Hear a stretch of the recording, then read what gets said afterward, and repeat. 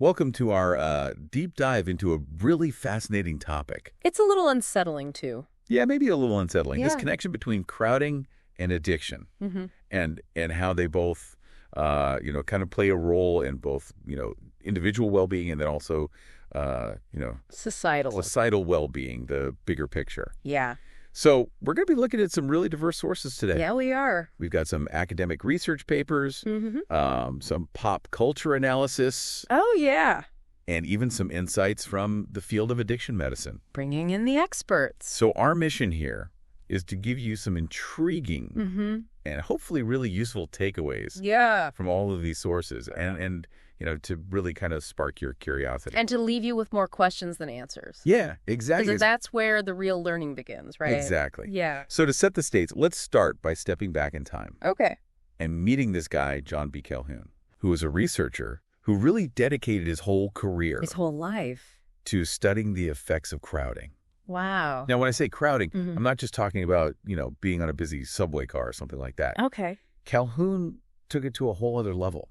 Mm-hmm. He built these incredibly dense environments Oh, wow. for rodent populations. Okay, so he was working with rats and mice and... Yeah, rats and mice. Okay. So he built these really elaborate enclosures. Hmm.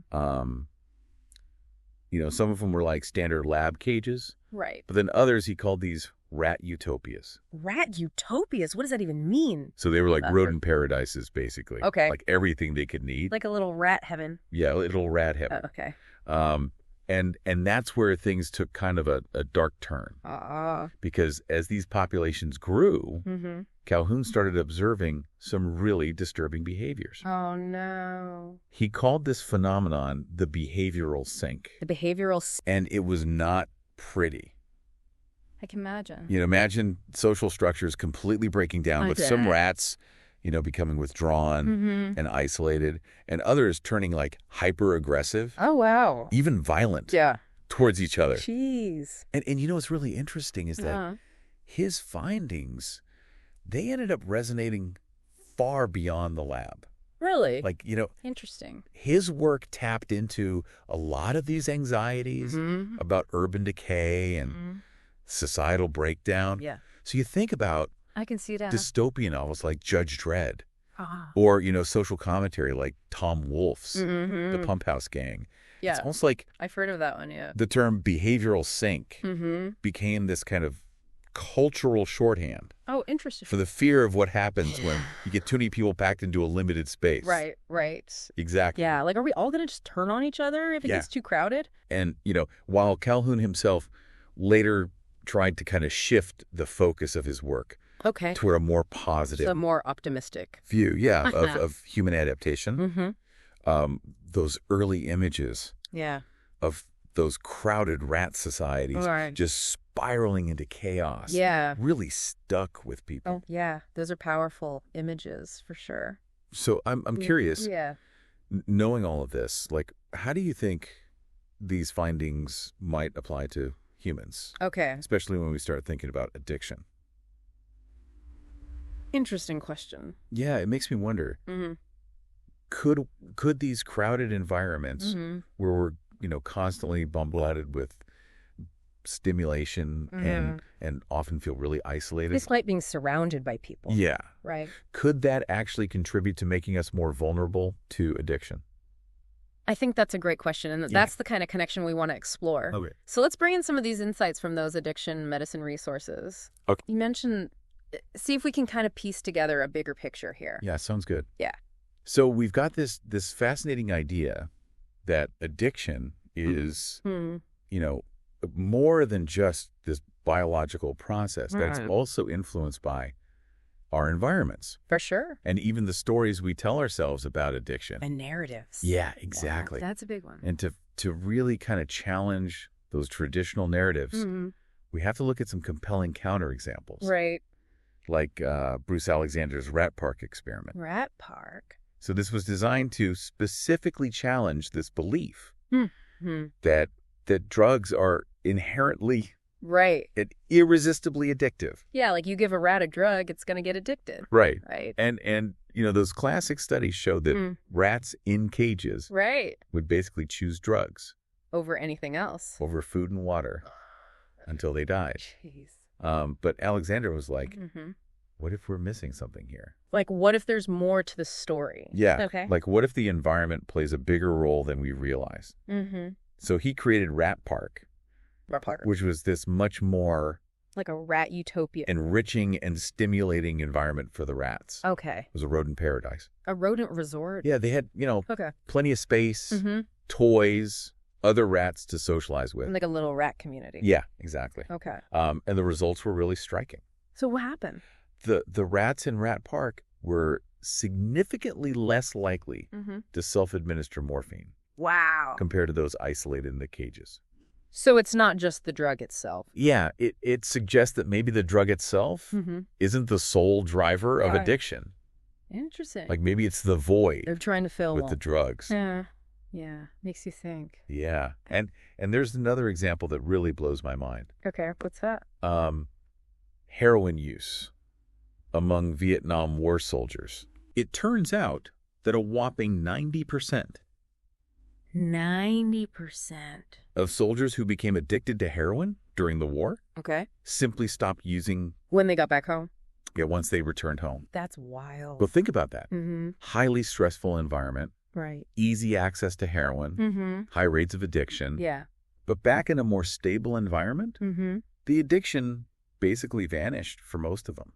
So the environment really does play a huge role. Yeah. Wow. It really makes you question some of those assumptions we have about addiction, doesn't it? Yeah, sure. And it ties back to what we were just saying about the environment. Yeah. The sense of purpose. Right. And having that social support. Yeah, having people around you who care about you. Yeah. Right. So with all this in mind, like how do we start bridging this gap between Calhoun's work with these rats and what we know about addiction in humans? That's a good question. And that's what we're going to delve into in part 2 of this deep dive. All right. Sounds good. Yeah, we'll see you there. Welcome back to our deep dive. You know, as we were talking about Calhoun's work and that Rat Park experiment, it really struck me like how powerfully our surroundings shape our decisions, even subconsciously. It's like, we're constantly being nudged in different directions by these environments we live in. Right. Like the social structures. It's like this hidden architecture. Guiding our behavior. Like a hidden architecture guiding our behavior. And that has huge implications for how we approach addiction prevention. Okay. So if we acknowledge, that addiction isn't just about personal weakness or brain chemistry, but it's significantly influenced by these external factors, then we need to be asking some different questions. Okay, so what kind of questions are we talking about? Well, instead of focusing only on treating individuals, after they develop a substance use disorder, what if we considered how to create environments that actually lower the risk of addiction in the first place? So like addiction prevention. Social design. No, as a form of social design. Not just medical intervention. Exactly. Okay, so how would that work? Well, practically speaking, are we talking about designing cities to be less stressful, more connected? I mean, that's definitely part of it. Okay. The way our cities are designed plays a huge role. Yeah. Think about it. We often prioritize cars over pedestrians, isolate people in these high rises, and we lack these communal spaces where people can just naturally interact. Right. And build those relationships. And all these factors can breed feelings of alienation and isolation, which we know can increase vulnerability to addiction.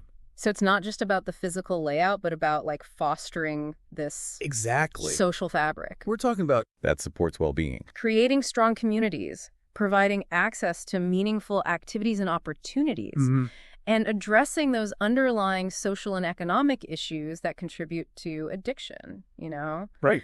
Things like poverty, lack of education, discrimination, all that. So it sounds like if we want to prevent addiction, we need to create spaces that encourage those positive social connections, that sense of belonging and purpose. Exactly. Because if people have those things in their lives, Maybe they won't feel the need to escape through substance use. It all comes back to those rats in Rat Park. Right. They were less likely to use drugs because their lives were fulfilling. Mm-hmm. Without them, they had a sense of agency. They could engage in natural behaviors. They had companionship. Right. They didn't need the drugs to feel good. Right. And that's a really powerful message, I think, especially for young people who are the most at risk of developing addiction. Yeah, that makes sense. But this isn't just about prevention. Right. It also, has a huge impact on how we think about treatment. For sure, because if the environment plays such a significant role, then treatment can't simply focus on individual therapy and medication. Right. It needs to address those external factors as well. So we need to shift our focus from just managing symptoms to promoting long-term recovery. Yeah. That means supporting people in finding stable housing, gaining employment, building those supportive social networks, addressing any underlying trauma or mental health concerns. It's like we're building those rat parks for humans. Creating those supportive environments where recovery can truly flourish. Yeah, but I imagine there are some serious challenges absolutely. with this approach, right? It requires a complete shift in how we think about addiction. A move away from blaming individuals toward understanding these broader societal forces at play. Okay. It also demands collaboration across multiple sectors, like healthcare, social services, urban planning, education, law enforcement. Now, and of course, there's always the funding challenge. Yeah. It's much easier to secure funding for these reactive measures like emergency services and incarceration than for proactive preventative approaches. It's like that old saying, an ounce of prevention is worth a pound of cure. Exactly. And it's true for physical health. And it's certainly true for addiction. For sure. But yeah, those long-term benefits are a tough sell. Especially in the world of politics. Yeah. But despite those challenges, it's a conversation. We need to be having it. We desperately need to be having. Yeah. Okay. And, we also need to make sure that we're not oversimplifying things. Right. It's not like saying that addiction is influenced by the environment somehow negates the scientific understanding of it as a disease. Right. These perspectives actually complement each other. Yeah. They provide this more nuanced understanding of this complex issue. So the disease model helps us understand the biological mechanisms at play. You know how drugs hijack the brain's reward system, creating those intense cravings. But but that's not the whole story. Right. It doesn't explain why some individuals are more susceptible to addiction than others, or why some can use drugs recreationally without developing a problem. Yeah, and others get trapped in this devastating cycle of dependence. And that's where the environmental and narrative perspectives come in. Right. They help us see addiction not just as this personal failing, but as a consequence of this complex interplay between biology, environment, and individual experiences. It also reminds us that addiction isn't, this fixed, unchangeable state. Right. It's a dynamic process that can be influenced by all these factors. It challenges us to rethink those traditional categories of addict and non-addict. Right. It's not so black and white. Yeah. There's a spectrum of substance use, and where someone falls on that spectrum can shift over time depending on their circumstances. Like addiction is a journey, not a destination. Exactly. And that means there's always hope for recovery, for change. For sure. But it also means we need to provide support at every stage of that journey. Absolutely. Not just when someone hits rock bottom. We need to meet people where they are, providing a continuum of care that includes prevention, early intervention treatment, and long-term recovery support. Yeah, like creating this safety net that catches people before they fall too far. Exactly. And helps them get back on their feet when they stumble. I like that. As we're talking about all this, I keep thinking about that final thought-provoking question that we want to leave our listeners with. Something that'll encourage them to continue exploring these ideas. Yeah. And consider, the implications for their own lives. We want them to walk away not with all the answers, but with a sense of curiosity, a desire to learn more, and maybe even a spark of inspiration to create positive change in their own communities. I have one. Okay. It builds on everything we've discussed, but takes it a step further. What if? Yeah. And this is a big what if. Okay. What if addiction isn't just a problem we need to solve, but a symptom of a much deeper societal imbalance? Whoa.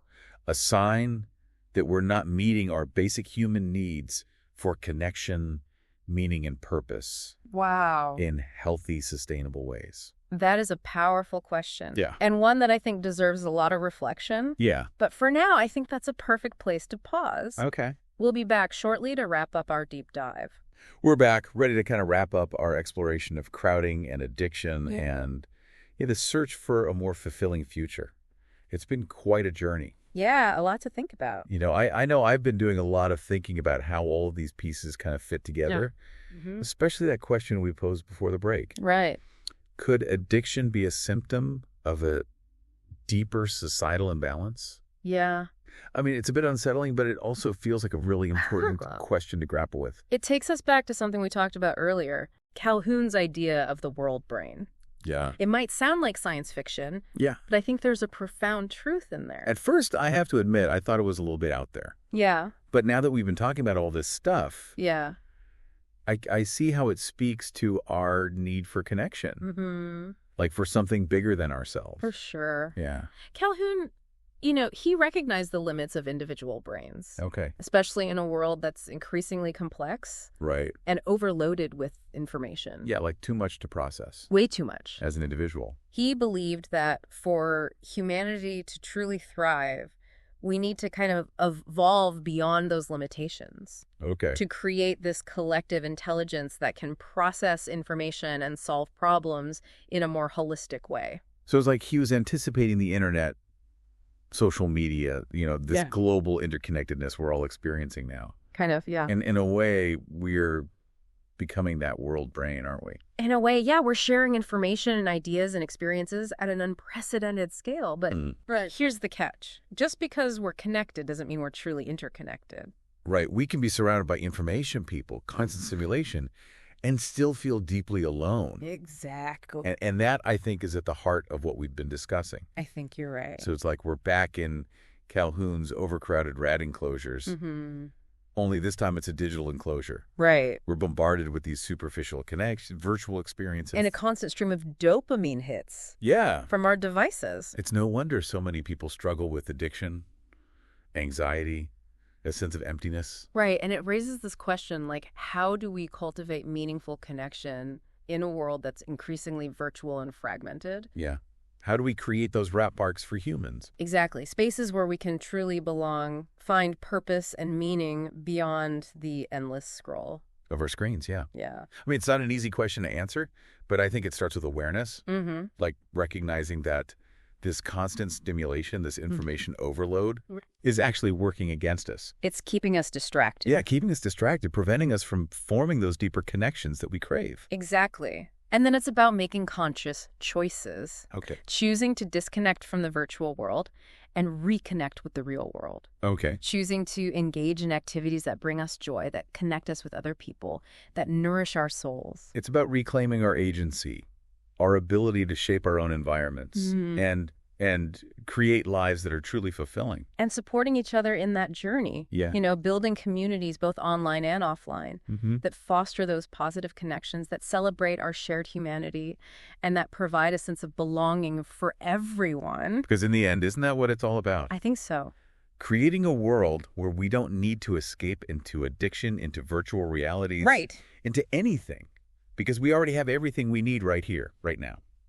I love that. I think Calhoun, with all his, complexities and contradictions, would have wholeheartedly agreed. So to our listeners, we leave you with this. Go out there and build your own rat parks. Yeah. Cultivate those meaningful connections. Embrace the messiness of real life. And discover the joy of being fully present in this moment. And who knows, maybe we can create a world where addiction becomes a relic of the past, a distant memory of a time when we were all just searching for anything to fill the void. Until next time, keep diving deep and keep asking those tough questions.